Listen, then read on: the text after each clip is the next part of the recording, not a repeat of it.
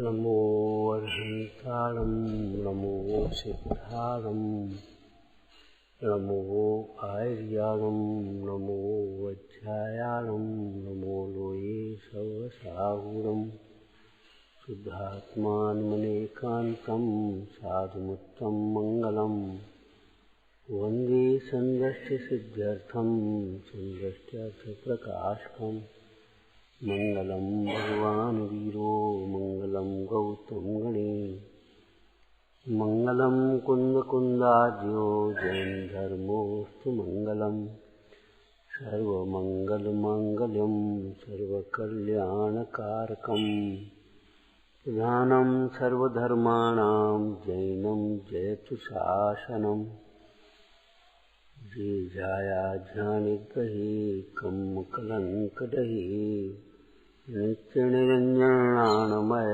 त्यो परम प्रणवे नमः समय साराय स्वानुभूत्या चकाशते चित्स्वभावाय भावाय सर्वभावान्तरच्छिदे।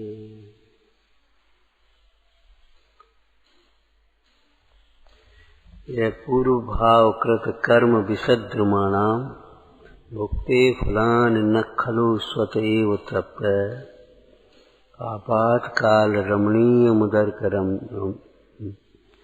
निष्कर्म शर्ममयमेत दशांतरम सह।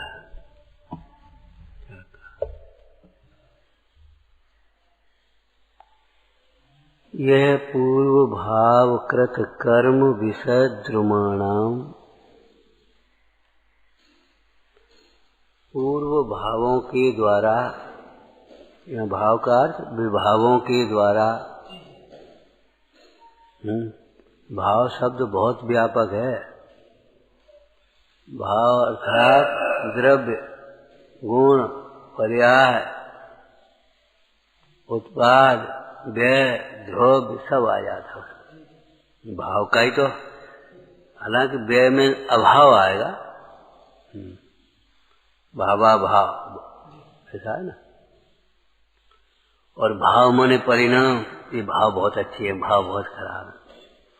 और जीव के भाव असाधारण भाव, तो उसमें परिणामिक भाव,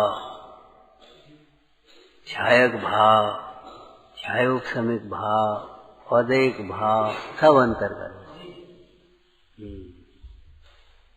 जहाँ जो अर्थ है वहाँ ग्रहण करना चाहिए। शास्त्र के अर्थों में पहला अर्थ है शब्दार्थ। शब्दार्थ का क्या अर्थ है?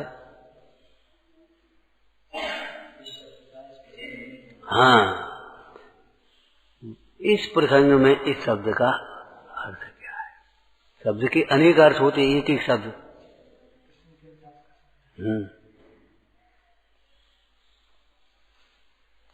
कर माने करना, कर माने हाथ, कर माने टैक्स। अब कहाँ कौन सा अर्थ लेंगे?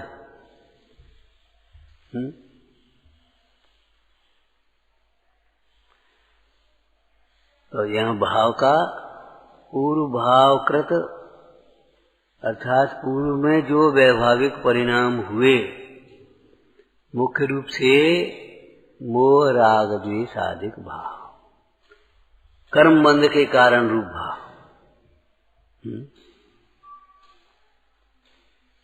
पूर्व भाव कृत कर्म क्या मतलब हुआ? हर बात में सिद्धांत है।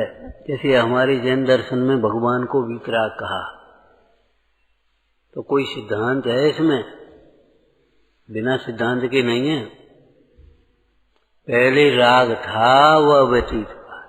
इसमें से वीतराग शब्द में से भगवान अलग नहीं होते। जो जीव पुरुषार्थ करता है, मोह रागादिक भाव का अभाव करता है, वह भगवान बनता है। ये सिद्धांत गर्भित हो गया।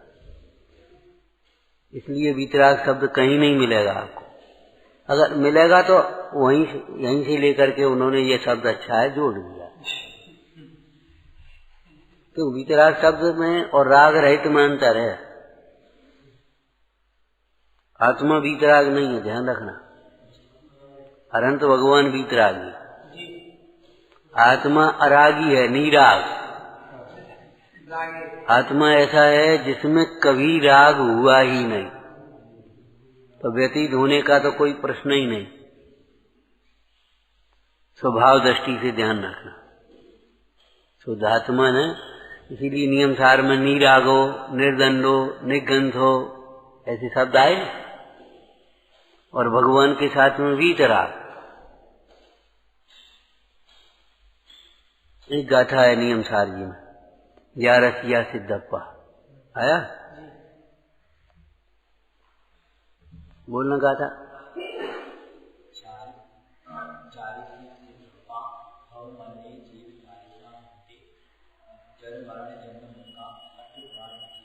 चलो प्राकृत में ही बोल दी, बढ़िया, धन्यवाद। हिंदी बोलो, गाते, हिंदी गाते, अरे हिंदी गाते। ध्यान रखना, पद्य का भी अर्थ का जब करना होता है तो पद्य को गद्य की तरह पढ़ते हैं, तब अर्थ कर पाते हैं।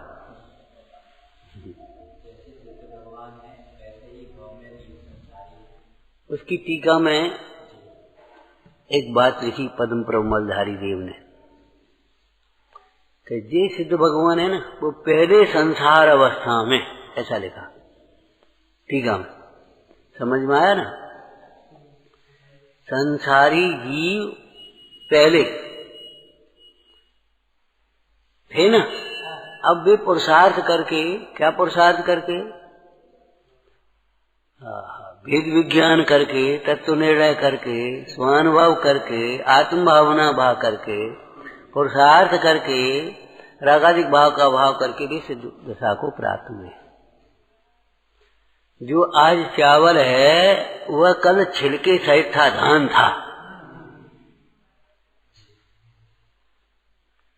जो आज चावल दिखाई दे रहा छिलका रहित, वो कल क्या था, धान था। इसका मतलब है ये धान भी चावल बन सकता है।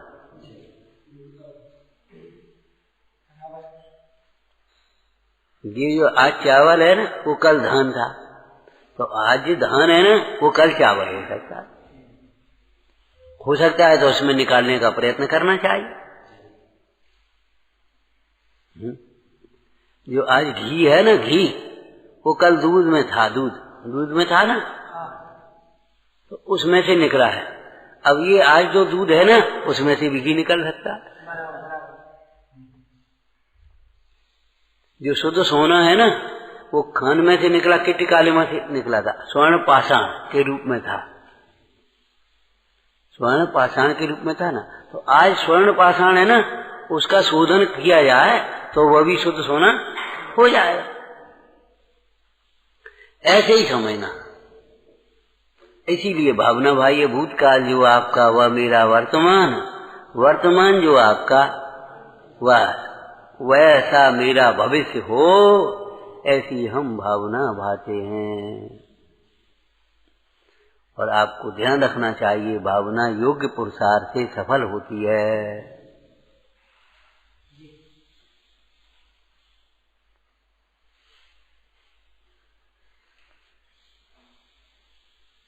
एक लाइन कई बार हम कहते हैं, राजा के यहाँ, वैद्य के यहाँ, गुरु के यहाँ खाली हाथ नहीं जाया। तो एक कवि ने जोड़ दिया, खाली जाओगे तो खाली लौटोगे। अच्छा, हमने विचार किया क्यों लिखी ये बातें। इनकी आजीविकाएं नहीं होती, राजा की तनख्वाह नहीं होती, वैद्य की आजीविका नहीं होती, धंधा नहीं होता, और जो वैद्य को धंधा बनाता है फिर वैद्य सफल नहीं हो पाता। वो चिकित्सा शास्त्र का नुकसान कर। ऐसे ही अध्यापक, उपाध्याय जिसको कहते हैं, उसका धंधा नहीं होता, उसकी तनख्वाह नहीं होती। तो अब तनख्वाह नहीं होती तो आखिर गृहस्थ अवस्था में उसकी जीविका कैसे चलेगी। तो जो आता है खाली हाथ नहीं आता, लेकर के आता है। वो उसमें से अपना जो कुछ लिया सो लिया, बाद वही भंडार में खत्म हुआ प्रजा का, प्रजा को।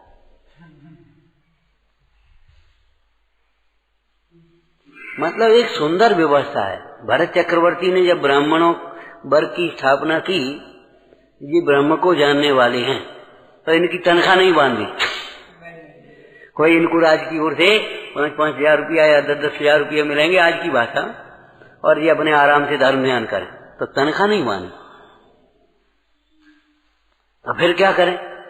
ये ब्रह्म को जानने वाले हैं, इनको जीव मात्र के प्रति दया भाव है,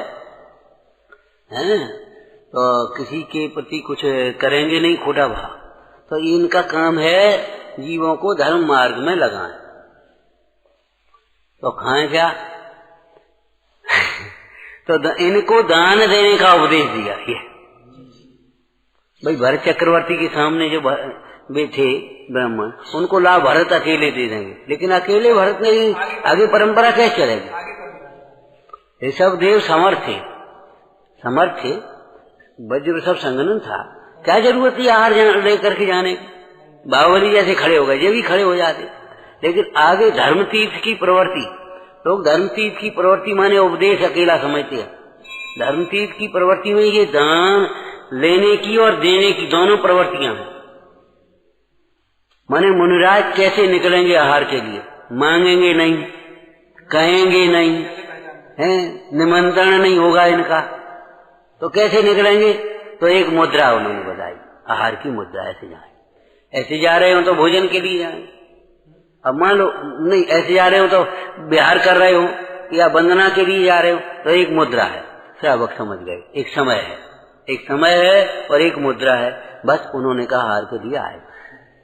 तो इनका इस प्रकार से द्वारापेक्षण होगा, इस प्रकार से विधि होगी। क्यों? ये याचना तो करें नहीं भैया, कजू हो तो ले आ। बच्चा भगवान भला करे, ये तो करेंगे नहीं। पता बोलो, तो फिर क्या होगा? तो उनके लिए द्वारापेक्षण की विधि आई। तो ऋषभ देव बराबर 7 महीने निकलते ही रहे, नहीं मनी तो भी निकलते रहे। ऐसा नहीं कोई जानते नहीं, मानते नहीं, फायदा कहा जाए भी। अरे फायदा नुकसान बनिए न बाजी नहीं है, बनियों का धर्म नहीं है। अरे भाई इसने सामने सोच करके दिया, अब हमें क्या फायदा देख नहीं, उसने अपना काम किया, हम अपना काम कर रहे हैं। कर्म अपना काम कर रहा है, अंतराय कर्म का हो जाए। बेविचारे अज्ञान में अपना काम कर रहे, कोई घोड़ा लिया, कोई हाथी लिया, कोई कपड़ा वस्त्राभूषण लिया, कोई कन्या लिया, तो भगवान आएंगे अब फिर राज्य करेंगे, फिर उनके राज्य में आनंद से रहेंगे। अब भगवान अपना काम करते हैं, लेट लौट करके आया। दूसरे के काम में हमें ज्यादा इंटरेस्ट रहता है, इनको क्या करना चाहिए, इनको कैसे करना चाहिए, हमें क्या करना चाहिए ये नहीं।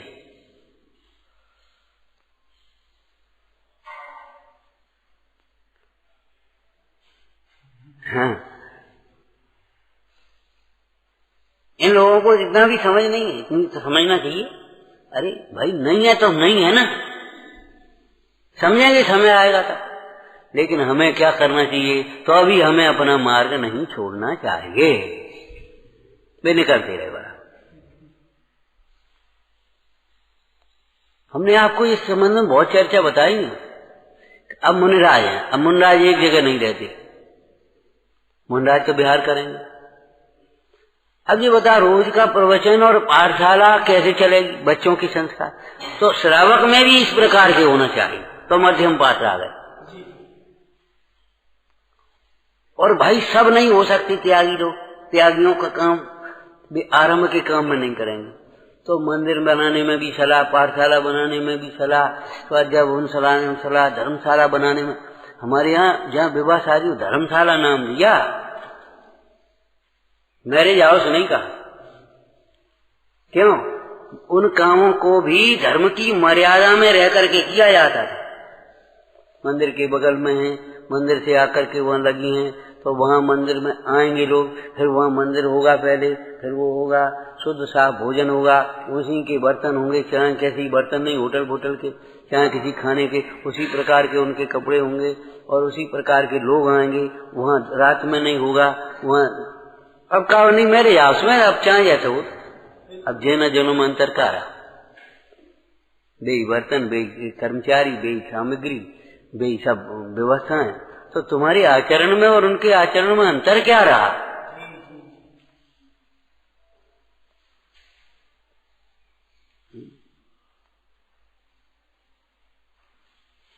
अंतर क्या रहा बता? हमारे मतलब इन आचार्यों ने या विद्वानों ने धर्मशाला नाम दिया। भाई इस लड़के का ब्रह्मचर्य और मुनि होने का भाव नहीं बन पा रहा, उसका तीव्र हृदय है उस प्रकार का, तो अब ये गृहस्थ अवस्था में रहेगा तो सदाचार पूर्वक रहे गृहस्थ है, ये भी धर्म का काम है। गृहस्थ धर्म कहा, ध्यान रखना, गृहस्थी दशा में होने वाले पाप अलग है, गृहस्थ धर्म अलग है और गृहस्थ का व्यवहार धर्म अलग है। देखो गृहस्थ धर्म, गृहस्थ पना, ठीक है ना, तो गृहस्थ धर्म तो क्या है बताओ, बढ़िया परिभाषा बताओ सिद्धांत। दो कसाय चौकड़ी के अभाव पूर्वक होने वाला शुद्ध परिणाम, शुद्ध परिणति, वितराग भाव, उसका नाम है गृहस्थ धर्म। तीन चौकड़ी कसाय के अभाव पूर्वक होने वाला वितराग परिणाम, उसका नाम है मुनि धर्म, ठीक है ना। अब दो चौकड़ी और कम से कम एक चौकड़ी, कम से कम मिथ्यात और अनंतानुबंधी के अभाव पूर्वक होने वाला सम्यक दर्शन, सम्यक ज्ञान पूर्वक, हाँ बोलो, अब अविरति की परिभाषा करना हमको, चौथे गुण स्थान वाले की। पंचम की तो कर दी हमने, दो चौकड़ी कसाय के अभाव पूर्वक होने वाली शुद्धता, पंचम की करना मिथ्यात और अनंतानुबंधी कसाय के अभाव पूर्वक होने वाली शुद्धता, शुद्ध दशा, शुद्ध परिणति, वह चौथे गुणस्थान वाले श्रावक का, अविरति श्रावक का धर्म, ठीक है ना। अब उसका निरूपण दो प्रकार होगा। अब जब एक चौकड़ी का अभाव हुआ है तो और चौकड़ी रह गई, लेकिन सीमित रह गई, अनर्गल नहीं रही। अविरति के कौन सा गुणस्थान है? अविरति के नहीं, चार। अविरति पहले गुणस्थान में भी अविरति, दूसरे तीसरे में भी अविरति, चौथे में अविरति। भावदीपिका में ये चर्चा है। तो चार गुणस्थानों में अविरति है। तो महाराज मिथ्यात्वी की अविरति और सम्यक दृष्टि की अविरति में क्या अंतर है, ये प्रश्न आया कि सम्यक दृष्टि भी अविरति है, व्रत की सीमा तक नहीं पहुंचा, और मिथ्या दृष्टि भी अभी अविरति है। दोनों में अंतर ये है कि मिथ्या दृष्टि की अविरति, अब हम दृष्टांत उसको साथ में जोड़ देते हैं, सरल हो जाए। खूंटे से छूटी हुई गाय के समान है, चाहे कहूं भैया।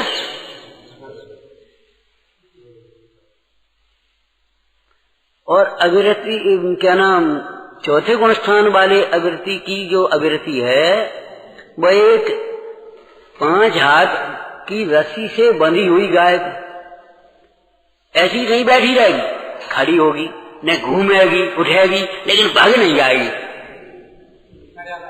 समझ रहे? सम्यक दृष्टि की अविरति होते हुए भी उसकी अनर्गल प्रवृत्ति, लोकनिंद प्रवृत्ति नहीं होती।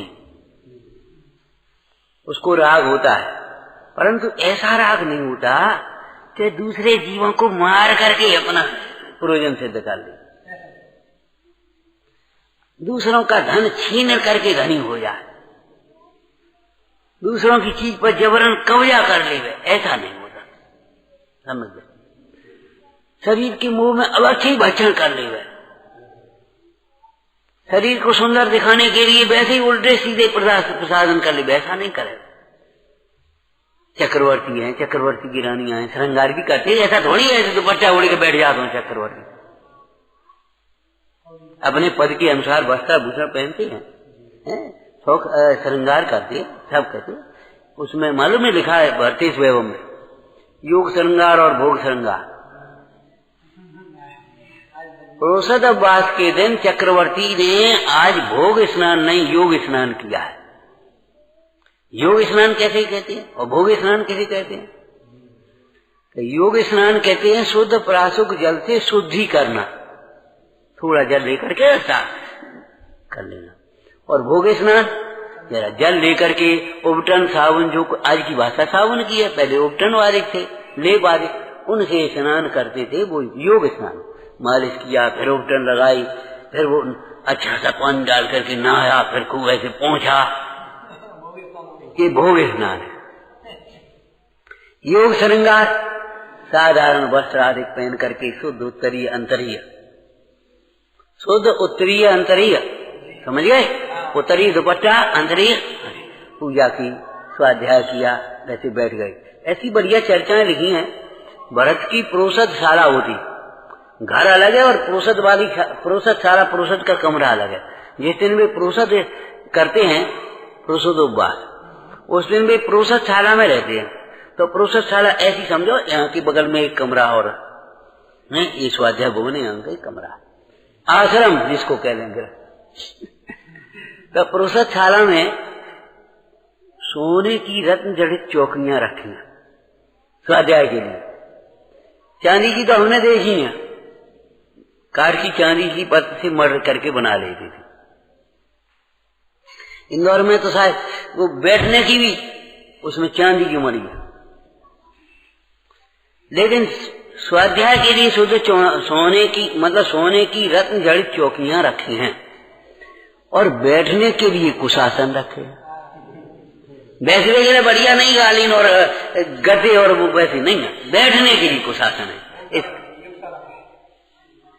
ये बहुमान है, ये विलासता है। लेखकों ने किस ढंग से अपनी परंपरा को लिखा है।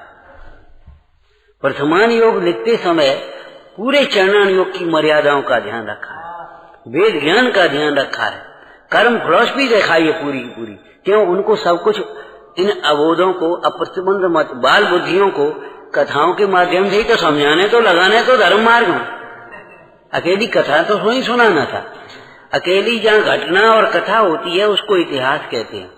वो कथाओं के माध्यम से मोक्ष मार्ग का उपदेश होता है, उसको पुराण या चरित्र कहते हैं, वर्तमान योग कहते हैं। और उन कथाओं के माध्यम से जहाँ अपनी विलासता का, शौक श्रृंगार का, विषयों का पोषण होता है, वह अश्लील साहित्य, गंदा साहित्य है। फिल्मों में भी कथा तो होती है, काल्पनिक हो या सही हो वो बात नहीं कहते। सही घटनाओं पर भी फिल्में बनती, गलत घटनाओं पर भी फिल्में बनती, काल्पनिक घटनाओं में भी फिल्में बनती, प्राय काल्पनिक बनती। लेकिन वहां घटनाओं के माध्यम से जिसे कथा है शौक श्रृंगार का। एक बोले भैया वो क्या नाम, बढ़िया रामायण की फिल्म चल रही, वो आज टीवी पे आ गई, देखो। हमने कहा धार्मिक तो नहीं है।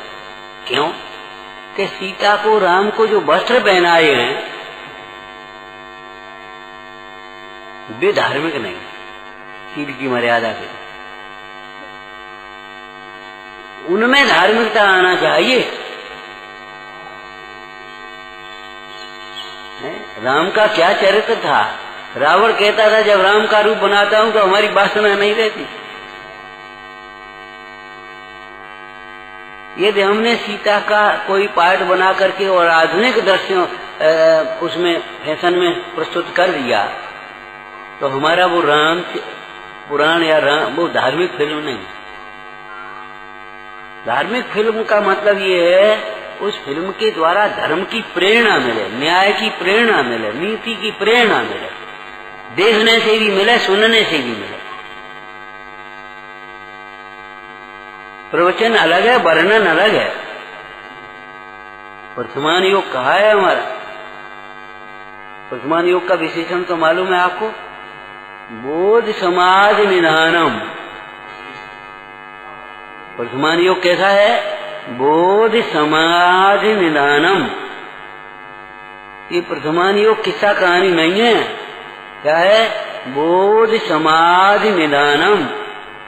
कथाओं के माध्यम से, महापुरुषों के जीवन चरित्र के माध्यम से मोक्ष मार्ग में लगाया है जीव को। पुण्य पाप की विचित्रता बताई, संसार की असारता बताई। तो ये तो हटने के लिए बताई, अब लगने के लिए भी तो कुछ बताएंगे, यहां लगो। इसलिए जगह जगह देव शास्त्र गुरु का स्वरूप है, कर्म बंध के कारण है, कर्म के उदय के फल हैं। ये भी जहां जैसा वर्णन आया है। अंतर ये है वर्तमान युग में कथाएं मुख्य हैं और ये वर्णन गौण है। वर्णन में ध्यान रखना है तो इसी के लिए। और चरणान योग में ये वर्णन मुख्य है, कथाएं नहीं। कथाएं तो आया बीच में एक आधा भी जाए, दृष्टांत आया। यहाँ वस्तु स्वरूप का निरूपण मुख्य है, बाद बाकी और वर्णन भी आया तो आया, आते ही है। अकेला अनुयोग का कोई शास्त्र नहीं होता। किसी भी शास्त्र में चारों ही अनुयोग अंतर्गर्भित होते हैं। 3 अनुयोग गौण रहते हैं, एक का मुख्य रहता है।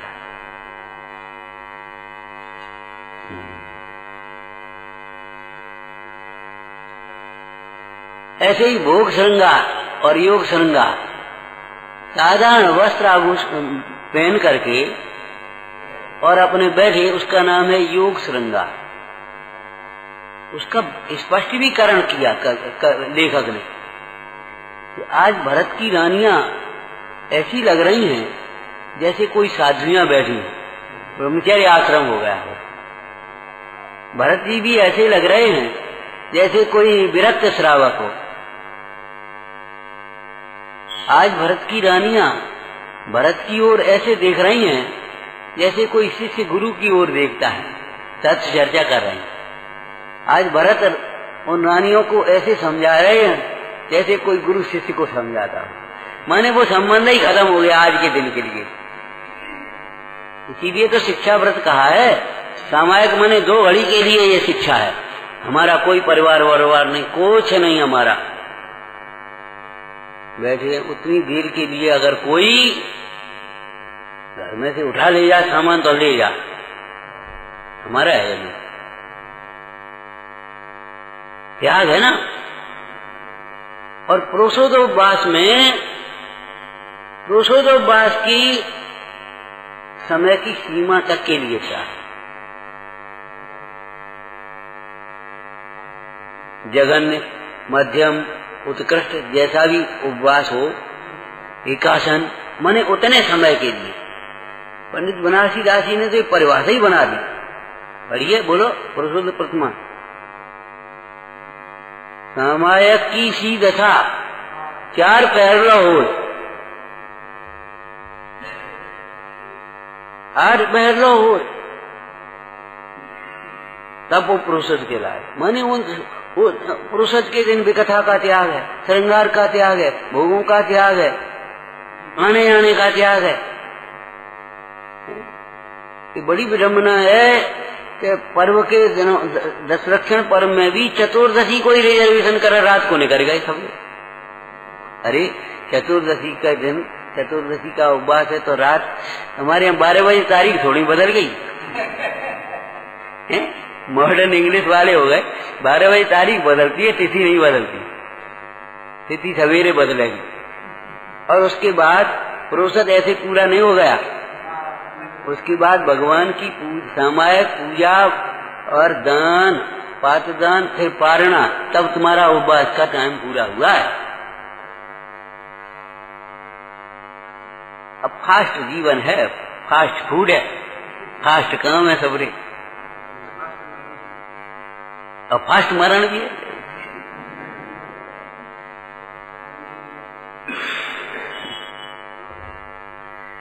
तो इतनी मर्यादाएं लिखी, समझ में आए ना। तो अविरति चौथे गुण स्थान वाले को भी है, और अविरति हाँ पहले गुण स्थान वाले को। लेकिन पहले गुण स्थान वाले की अविरति में निंद अनन्य का, योग्य अयोग्य का विचार नहीं है। क्या कुछ खाने लगेगा, चाहे जब खाने लगेगा, चाहे यहां खाने लगेगा। लेकिन चौथे गुण स्थान वाला अविरति होने पर भी चाहे जैसे तो नहीं करेगा। हमने एक दृष्टांत दिया था आपको, देखो वो कसाई के परिणाम सामान्य रूप से भी जितने क्रूर रहते हैं, किसी ग्रस्त को अगर गुस्सा भी आया है तो उतने क्रूर परिणाम नहीं हो सकते। उतनी गुस्सा के समय भी उतनी क्रूरता नहीं आई। तब तो लोग कहते भैया हमारे छान डाल। श्रीपाल ने वीर दमन को ऐसे उठाया और उठा करके ऐसे खड़ा कर दिया, पटक नहीं दिया जमीन पर,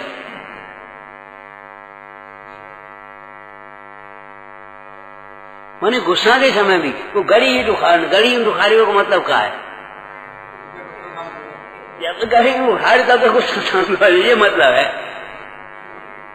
जो तुम्हारी कहानियों में, दृष्टांतों में 7 कदम पीछे हटो जब गुस्सा आया, और या जो आया तो 7 कदम पीछे हटो। 7 कदम पीछे हटने का मतलब है 7 तत्वों का विचार करो, फिर गुस्सा खत्म।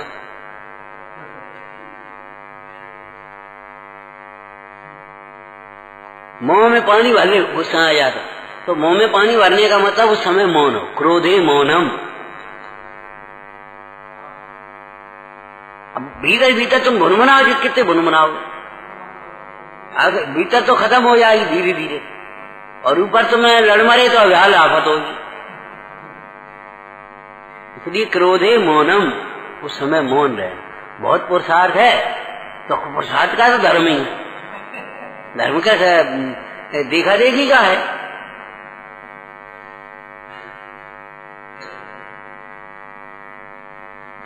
तो जिसके एक चौकड़ी कसाय के अभाव पूर्वक तो शुद्धता हो गई, इसलिए मिथ्यात्व, अन्याय, अवक्ष का त्याग हो गया।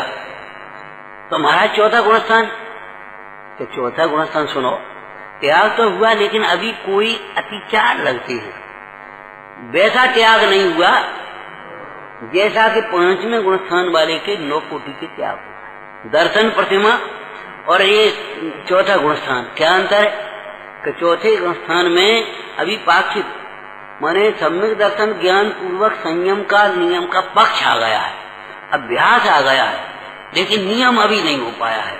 तो नियम माने अनर्गल, हमें कौन नियम, हमें कौन नियम, हमें क्यों नहीं, ऐसा नहीं है। अनर्गल प्रवृत्ति नहीं है उसके, भले नियम नहीं।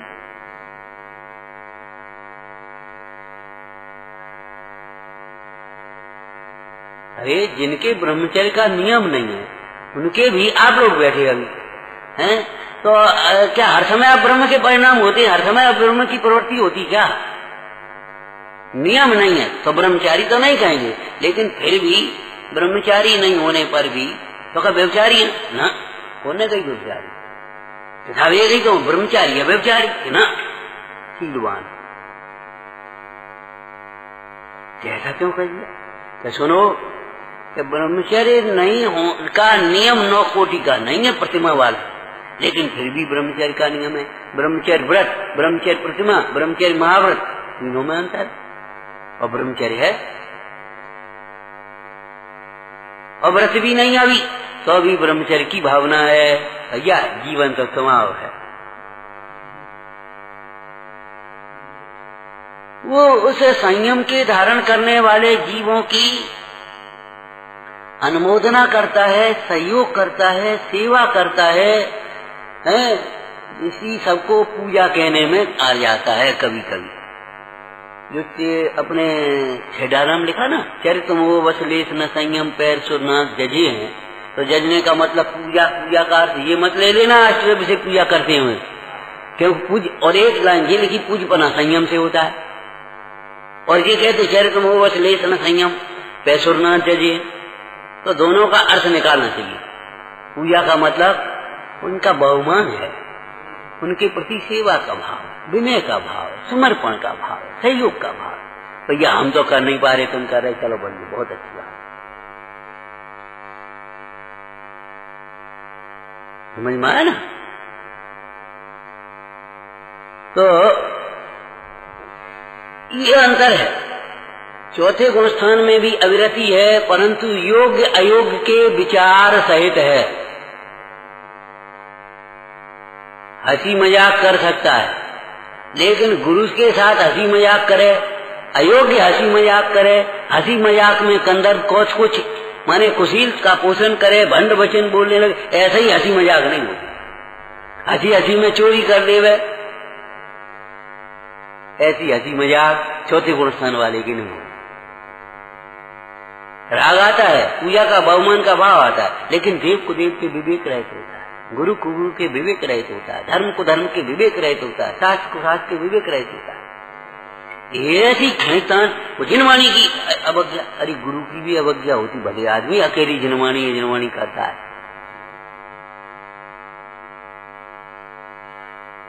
गुरुओं की अवज्ञा अरे जिनवाणी की भी अवज्ञा होती है,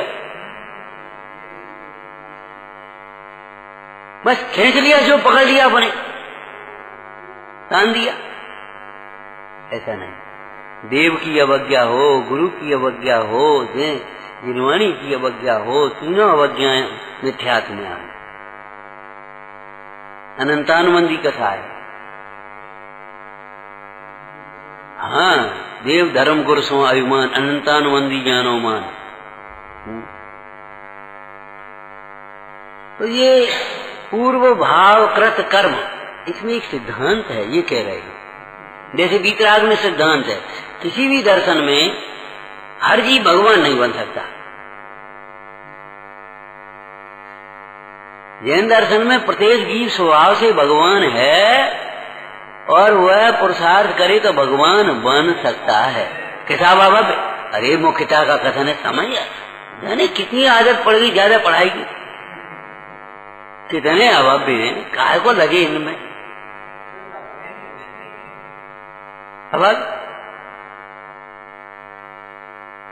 काटने की कोशिश करता है, समझने की कोशिश नहीं करता, ये मन कथा का चिन्ह है। भैया खड़े हो जा, काय खड़े हो जा, अरे ये नहीं खड़े हो जा, काय हो जा, बता देंगे, घबराते क्यों हो, तो काय खड़े हो जा, हमारी क्या गलती, अरे गलती तुमने समझ कैसे ली गलती, कोई काम के लिए भी तो कहता है कि खड़े हो जाना, माने जबरन काटने की आदत पड़ी है, तर्क करने की आदत पड़ी है। धर्म भावना प्रधान होता है, अकेला तार्किक नहीं होता धर्म में। हाँ, तर्क की कसौटी पर भी सिद्धांत कसे होते हैं, लेकिन सिद्धांतों का प्रयोग होता है इसका, समझ में आना। तो एक चौकड़ी, दो चौकड़ी, तीन चौकड़ी कसाय के अभाव पूर्वक जितनी वितराग दशा है अथवा तो शुद्ध परिणति है, उसका नाम निश्चय धर्म है। अब बाद बाकी जितना राग रह गया, उस राग की योग्य प्रवृत्ति भी होगी। तो देव पूजा, गुरुपासी, स्वाध्याय, संयम, तप, दान है, और संयम में तुम्हारे मूल गुण और उत्तर गुण में 12 व्रत हैं, अभ्यास रूप, नियम रूप, जहाँ जैसी भूमिका। चौथे गुण स्थान में अभ्यास रूप, पांचवें गुण स्थान में नियम रूप है, और फिर नीचे की तो नियम रूप है और ऊपर की अभ्यास रूप है। कुछ समझ में आया? जैसे दूसरी प्रतिमा, तो पहली प्रतिमा दूसरी प्रतिमा का तो नियम है, और तीसरी का अभ्यास है, चौथी का अभ्यास है। पांचवी प्रतिमा में आ गया तो पांचवी प्रतिमा तो नियम रूप हो गई, और छठवीं क्या? अभ्यास। ऐसे उत्तरोत्तर कारण कार्य बनते अभ्यास। तो एक पूर्व का अभ्यास और आगे के तुम छोटे नियम लेकर के बड़ा अभ्यास कर रहे हो, ये मार्ग है ज्ञानियों का। छोटी बात कहकर के बड़ा निर्वाह करे, देखो भाई देखते हैं जितना बन जाए, और फिर देखेंगे पूरा, सोचेंगे पूरा, ये है बड़ी लोगों का काम। हम देख रहे हैं, चिंता क्यों करते हो, और देखा कुछ नहीं, बस कह करके अलग हो गए, और बस वो उसने सोचा कि कर देंगे, बस खत्म हो गई बात। ये है अधम के पुरुष का काम। मुंह से कम कहा और फिर निर्वाह उसका अधिक किया, ये है उसका काम। ऐसे छोटा नियम लेकर के बड़ा अभ्यास, बड़ी भावना गाई, ये है धर्मात्मा का लक्षण। बड़ा नियम लेकर के छोटा पालन, अब क्या करें, वो दोष लगते हैं, दोष लगते हैं। अच्छा तुम जान तो दोष लगाते हैं, तो फिर बड़े नाम क्यों रखा रहे? छोटी नाम में रह जाओ भैया, नाम ही से क्या परेशानी। छोटे पद में रह करके जितने राग आदि घटे हों, धर्म का अभ्यास करे, लेकिन बड़ा नाम रखा करके छोटा ना काम करना, हीन काम करना, ये योग्य नहीं है, धर्म की आमनाय नहीं है। तो वो तो ग्रस्त धर्म निश्चय हो गया, और देव पूजा, गुरुपासी, स्वाध्याय, संयम, तप, दान, मूल गुण, उत्तर गुण माने 12 व्रत आदि, और इनके सहचर में अन्य भी समझ लेना चाहिए। जैसे औरव अनरत दंड, औरव अनरत दंड, ऐसा नहीं अकेले ये 5 नाम लिख दी तो 5 ही समझ लिए। अनर्थ जिनसे लौकिक प्रयोजन की सिद्धि नहीं होती, पारलौकिक प्रयोजन की सिद्धि नहीं होती, ऐसे फालतू के पाप, इन सब का त्याग। ये है श्रावक का व्यवहार धर्म। समझ में आया ना? असी मसी कृषि शिल्प विद्या वाणिज्य है, अपने परिवार व्यापार बाल बच्चे गृहस्थी इनका देखना, जो संयम मार्ग में नहीं लग सकते उनको गृहस्थ मार्ग में स्थापित करना, ये गृहस्थ की भूमिका में न छूटने वाले पाप हैं। क्या कह रहे? गृहस्थ की भूमिका में नहीं छूट सकने वाले पाप हैं। सवेरे से इतनी गर्मी नहीं है कि उसमें चर्चा आ गई है, सवेरे से गर्मी नहीं है और आए आदत खोली, बटन दबाए, पंखा चालू। कई मंदिर ऐसे हैं सीधा बटन एक दबाया, पूरी लाइट पूरे पंखा चालू, और जब तक मंदिर है तब तक चलती रहती। संकल्पी हिंसा है ये। क्यों? निर्दय परिणाम। और एक अशक्यता कोई बन गई और उस समय जरा सा अपने कर लिया, जरा सा अपने इतने लोग बैठ गए, चलो थोड़ा सा रख लिया, और बाद बाकी जब ठंड, अब सवेरे कोई जरूरत नहीं, अब बिल्कुल तो बैरिकेड की चल रही है और इतने लोग बैठे इकट्ठे, चलो भाई थोड़ा रख लिया, पोषण नहीं कर रहे हम। वो आरंभी हिंसा। आरंभी हिंसा में निर्दय परिणाम नहीं होते, अभिमान आदि की कथाएं नहीं होती, प्रदर्शन नहीं होता, न छूट सकने वाले। इस भूमिका में छूटते नहीं। अब कपड़ा है तो धोने ही पड़ेंगे, क्या करोगे बता। अब 10 दिन है घर गृहस्थी में, चलो भाई तो 4 जोड़ी कपड़े रख लो, नहीं लगा साबुन, चलो भाई हमने एक बार रख दिया तो एक बार में अपने थोड़ी सी साबुन लगा करके धो लिए। और एक ये है 10 दिन अपने लय, जैसे रोज करते तैसे अपन लय हो, मशीन डाले हो, पानी फेंको पर। अब क्या करें भाई, गृहस्थी में तो बनते नहीं। ये अनर्गल प्रवृत्ति। आपको एक शब्द में उत्तर नहीं दिया जा सकता, ख्यालवादी का उत्तर एक में नहीं होता।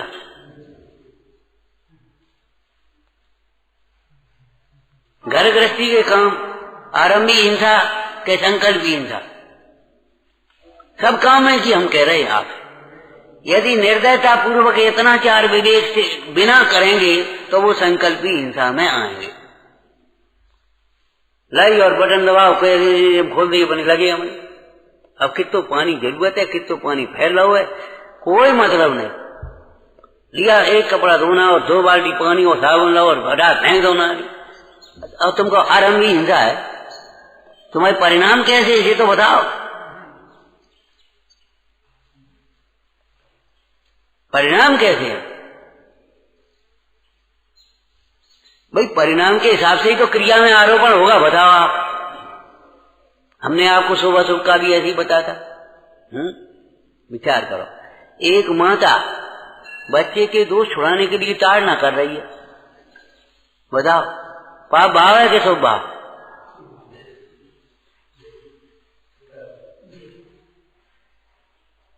और एक ईर्षा बुद्धि से या गैर बुद्धि से गुस्सा में आकर के लड़ रहे, मार रहे, तो वो अलग चीज। देश, हम किसी देश पर आक्रमण करने गए और एक ने, किसी ने हमारे ऊपर आक्रमण किया तो हमने रक्षा का भाव किया।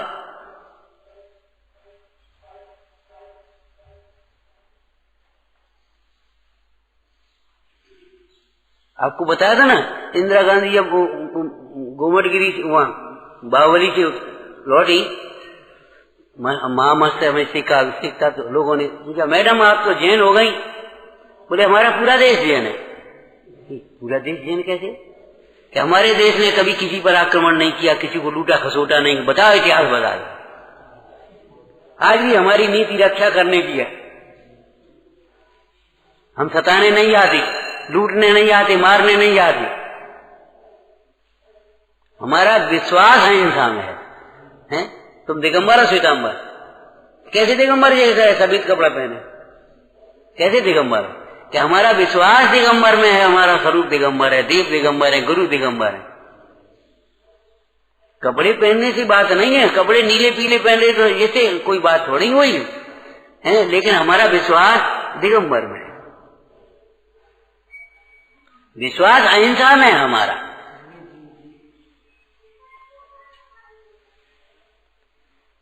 ऐसी चर्चा चरण योग में खूब है।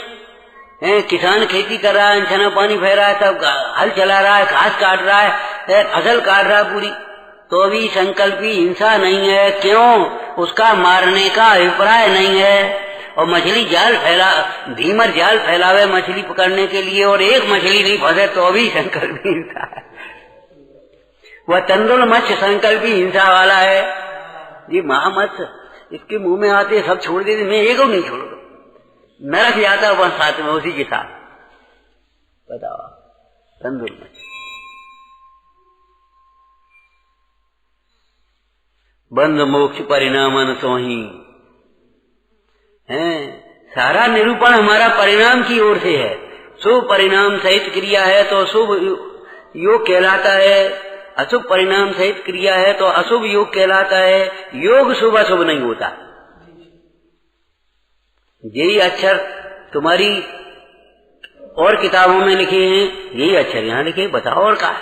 अब ये शास्त्र है, वे कुशास्त्र या लौकिक किताबें, बताओ सो क्यों है कि यहाँ इनके द्वारा वीतरागता का पोषण है, मोक्ष मार्ग का निरूपण है, प्रेरणा है, प्रोत्साहन है, और वहाँ बस केवल कथन है। तो ग्रस्त की भूमिका में होने वाले पाप, ग्रस्त की न छूट सकने वाले पाप, ग्रस्त की भूमिका में आरंभी हिंसा नहीं छूटेगी, इसीलिए तो निर्ग्रंथ मार्ग को अंगीकार किया।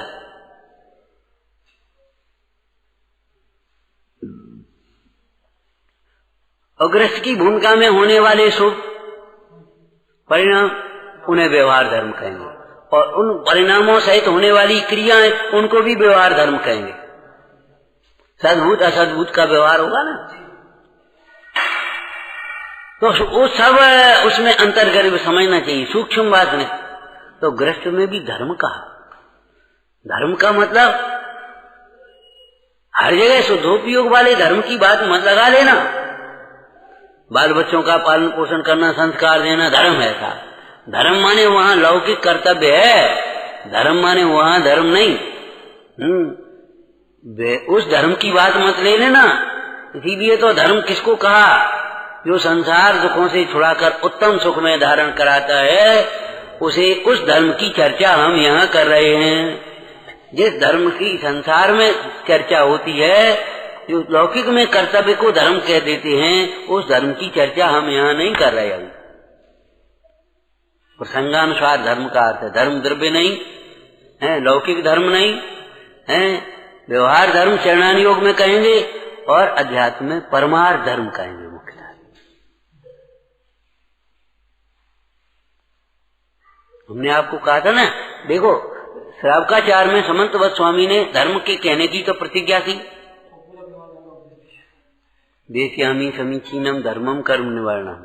ठीक है, यही तो कहा। जरा बोलना हिंदी अर्थ।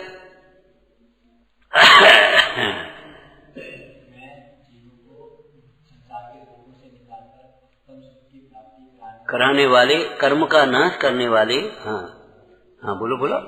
समीचीन धर्म को कहेंगे, समीचीन धर्म। और उसके बाद वर्णन किया सारे व्यवहार धर्म का। व्यवहार की अपेक्षा समीचीन है। अगर व्यवहार की अपेक्षा भी सत्यार्थ नहीं हो, तो फिर जैन दर्शन में और अन्य दर्शन में अंतर क्या रहे? व्यवहार की अपेक्षा समझ, और व्यवहार भी जो व्यवहार है वो है, ये शरीर मेरा, ये कपड़े मेरे, दोनों में अंतर है। वो अनुपचारित है, वह उपचारित है। कपड़े को उतार करके रख सकते हो, शरीर को उतार के नहीं धरे आओगे। और शरीर को बचाने के लिए कपड़ा उतार फेंक दोगे, आग लग जाती कभी कभी, ऐसे कपड़ा फाड़ फेंक दे, ये भैया ये तो कपड़ा फाड़ रहे। अरे तुम्हें क्या पता कपड़ा फाड़ रहे? शरीर को बचाने के लिए।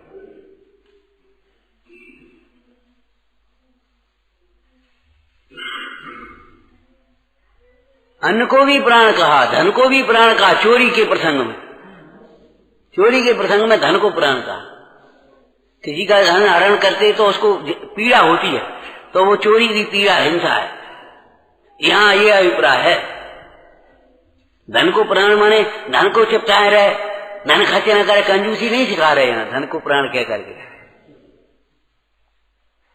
धन के द्वारा अगर सदुपयोग करे, भोजन आदि ग्रहण करके इंद्रिय प्राण, शरीर प्राण का पोषण करे, तो वह धन को प्राण कहा जाता है उपचार से। और धन के पीछे ही प्राण दे दी तो, प्राण ले ली तो वो प्राण नहीं है।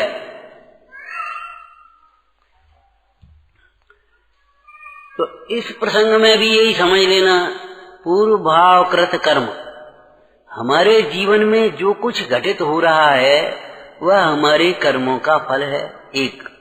नंबर 2, और वे कर्म हमारे ही भावों से बंधे हैं, हमने ही बांधे हैं। कितना सिद्धांत निकल पड़ा, बोलो। हमारी किसी भी परिस्थिति के लिए कोई दूसरा जिम्मेदार नहीं।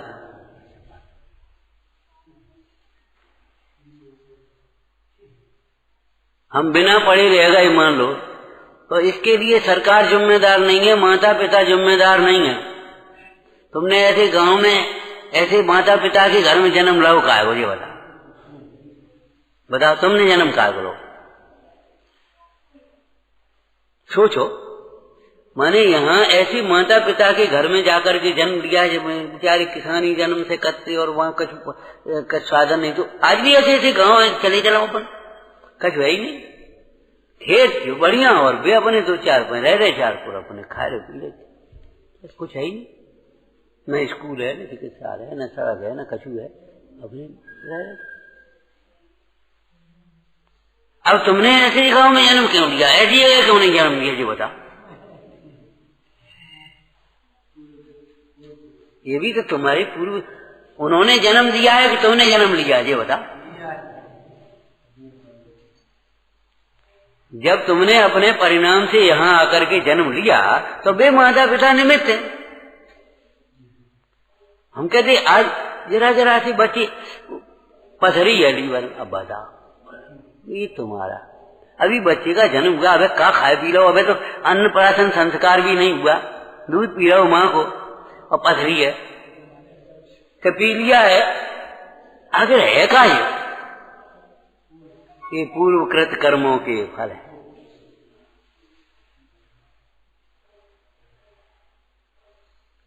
बहुत से ऐसे बुजुर्ग हैं जीवन में एक गोली नहीं खाई,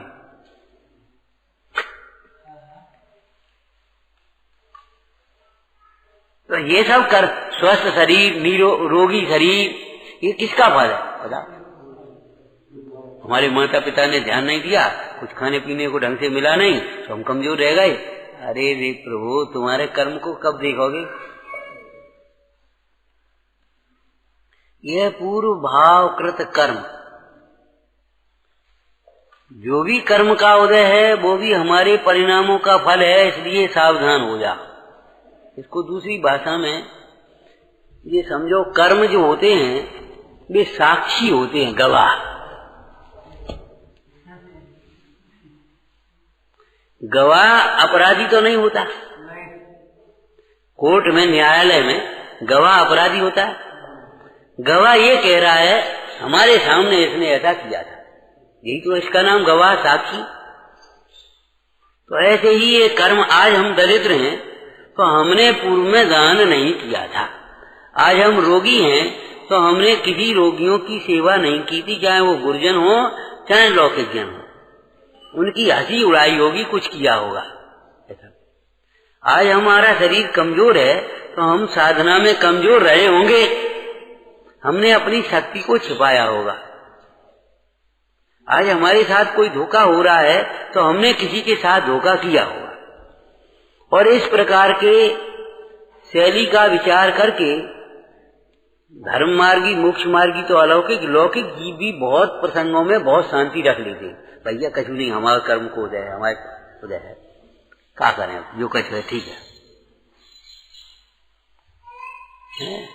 अब यहां से इस गाथा, इस कलश को आगे पढ़ो। ये कर्म रूपी विष वृक्ष, विष वृक्ष है ये, धर्म रूपी वृक्ष वो अमृत वृक्ष है, कर्म रूपी वृक्ष ये विष वृक्ष है। अब ये कर्म का फल तो आता है सबके जीवन में, परंतु ये कर्म का फल भोगने लायक नहीं है, ये कह रहे हैं। और आगे कलश में कह देंगे, जो इस पूर्व कर्मों के फलों को नहीं भोगता तो क्या करता है, अपने अंतरंग में समता रूपी परिणाम के से उत्पन्न अतीन्द्रिय आनंद को भोगता है, स्वतः एव तृप्त है, स्वयं में तृप्त रहता है। वह वर्तमान में रमणीय और आगामी काल में रमणीय। इंद्रिय सुख कैसा है, वर्तमान में रमणीय लगता है, आगे दुखदाई। वर्तमान में भी रमणीय लगता है नहीं। देखो वैराग्य भावना, बीरस होय विपाक समय अति सीबत लागे नींद। हो गया, सेवते समय लागे लिखा है, होते नहीं। सेवते समय भी रमणीय है तो नहीं, लेकिन सेवन के समय तेरी इच्छा है ना उस प्रकार की, इसलिए तुझे वे रमणीय लगते हैं। और विपाक के समय, फल के समय तो वे नीरस लगना ही है। तो जिसका फल बुरा है उसको बुरा कहेंगे कि नहीं? तो जिसका फल नीरस है तो उसको क्या कहेंगे हम? लेकिन ये कैसा है, स्वयं के आनंद का फल। आपात काल रमणीय मुदर्क रम्यम निष्कर्म, कर्मों से अत्यंत निरपेक्ष, सर्वमय नेति दशांतरम है। वह उस दशांतर, चार गतियां, और चार गतियों से दूसरे प्रकार की गति, पंचम गति, उसको प्राप्त होता है। विचारना पूर्व भाव कृत कर्म और निष्कर्म, आपातकाल रमणीय है, उदर्क रम्यम, दशांतर। खूब विचार करना इन शब्दों के अर्थ। ओम नमः।